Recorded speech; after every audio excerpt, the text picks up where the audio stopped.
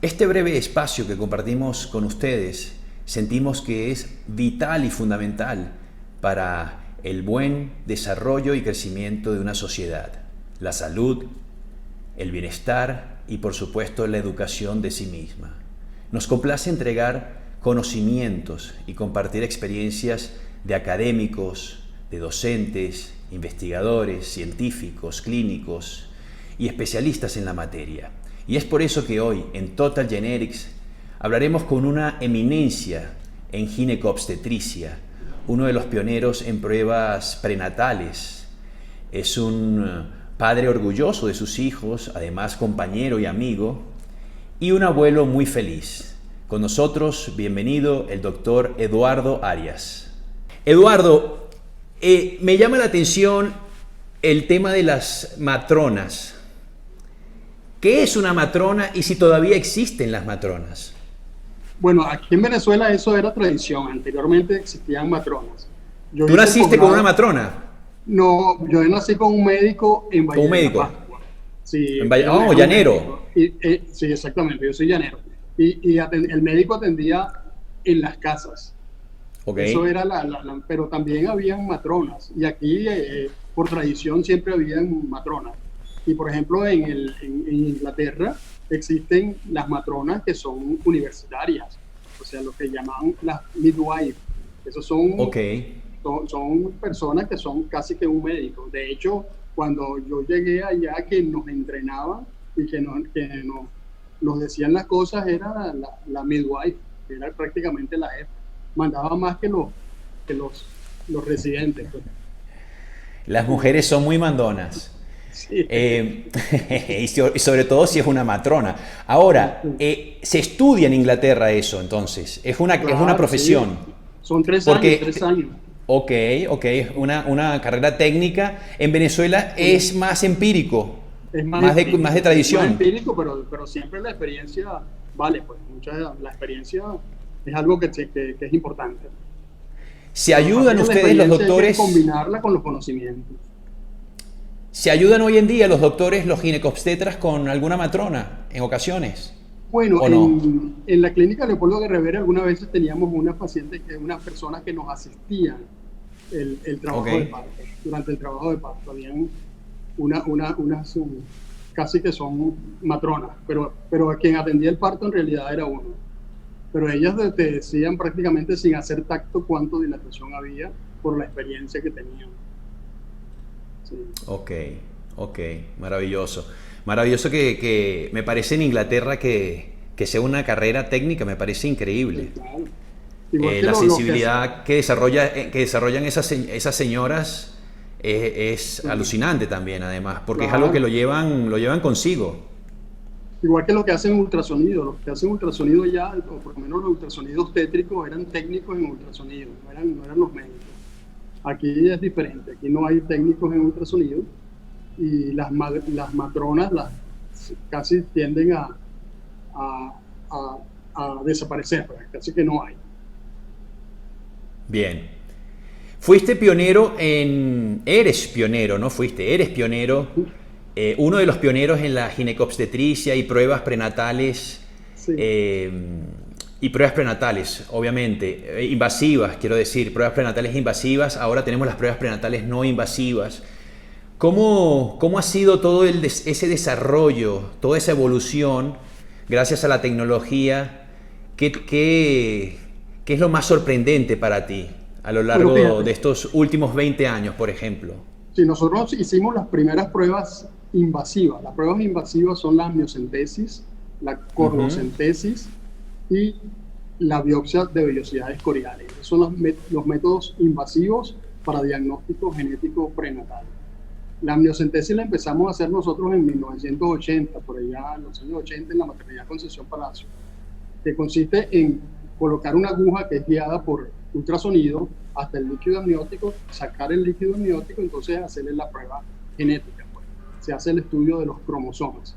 Esos estudios pues, al principio los hicieron en el Centro Médico José de la Trinidad, la doctora Marta Piras, y posteriormente llegó el doctor Orlando Arcia, quien era el que procesaba esa muestra en la misma maternidad Concepción Palacio.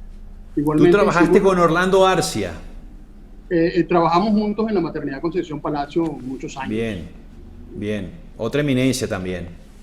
Sí, Genética. definitivamente. En genética, Sí. aquí en Venezuela, genética perinatal, yo creo que es la persona de más renombre, pues. Y además es una excelente persona. Entonces, bueno, Sí. fíjate, allá hicimos la primera amniocentesis, las primeras biopsias de vellosidades coriales y las primeras cordocentesis, que es tomar la muestra del cordón umbilical. Todos esos procedimientos los hicimos allí en la maternidad Concepción Palacio en el servicio prenatal.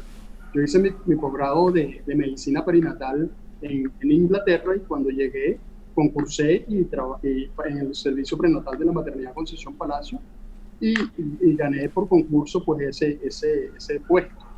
Y también hacía labores docentes. Yo tuve 10 años de profesor del posgrado de obstetricia y ginecología en la maternidad Concepción Palacio y tengo el honor de que uno de esos años me dieron la promoción, lleva mi nombre. Por, gracias a Dios. Bien, enhorabuena.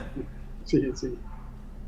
Sí, bueno, ¿Qué como te te, digo, las qué- pruebas invasivas son, Ujú. a diferencia de las pruebas no invasivas, que son pruebas diagnósticas. Las pruebas invasivas representan un riesgo para el feto, las pruebas no invasivas no representan ningún riesgo para el feto. Y eso es una distinción pues bien importante. Las pruebas no invasivas que nosotros empezamos a hacer por el año 80 era solamente la edad materna. Nosotros decíamos, bueno, a la paciente que tiene más de 35 años, a esa se le hacía la amniocentesis, la que tiene menos de 35 años, simplemente observación. ¿Por qué? Porque hay una observación clínica que a mayor edad, mayor riesgo de alteraciones cromosómicas. De hecho, después de los 35 años aumenta considerablemente ese riesgo. Pero cuando tú haces amniocentesis a todas las pacientes mayores de 35 años, solamente vas a estar detectando el 30% de las alteraciones cromosómicas. ¿Por qué? Porque la mayoría de los embarazos son pacientes que tienen menos de 35 años. Entonces ese fue el primer parámetro que era muy bajo en sensibilidad. Después aparecieron en los años 90, aparecieron lo que se llaman los marcadores bioquímicos.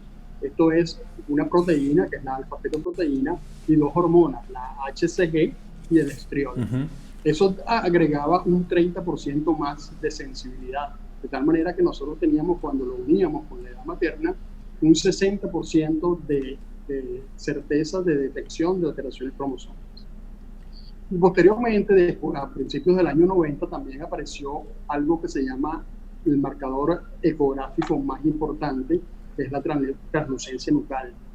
Eso lo hizo el doctor Nicolaides, Nicolaides allá en Inglaterra, que bueno, y eso hizo una revolución, porque ese solo marcador por sí solo tiene un 80% de sensibilidad de detectar alteraciones cromosómicas. Y cuando se unían a otros marcadores bioquímicos que se usaron en el primer trimestre, eso daba una detección de casi del 90% de detección con un 5% de falsos positivos. Posteriormente a ese marcador aparecieron otros marcadores, como son el hueso nasal, como son otros por Doppler, que es la onda de velocidad de flujo del ducto venoso, y otro marcador que aparece es el reflujo en la tricúspide. La válvula tricúspide es la que comunica la aurícula derecha con el ventrículo derecho. Esos cuatro marcadores entonces dieron una sensibilidad grandísima, de un 95% de sensibilidad y con un 3% de falsos positivos.